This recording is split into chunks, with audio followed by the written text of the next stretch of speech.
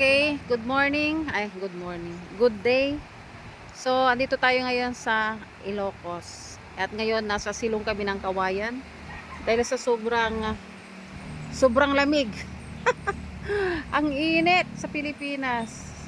So, nagpunta kami dito sa sa silong ng Kawayan para kumuha ng rabong. Yun ang may-ari nito. Kaway-kaway. Oh. At yung bus namin tulog. Pumunta kami dito sa sa bukid. Ayan. At dito kami tinga titaltalo na po. Ante. Oh. Kaway.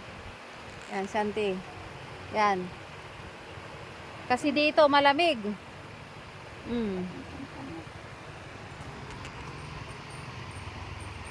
Dito makakakita ka ng magagandang tanawin. Mga Native na manok. pananim. Ah? Native na manok. Yan o, native na manok. Saan? Iba kang kinangkal mo. Native na tao. Kinangkal mo. Taina ko man na Ay. Grabe ang init.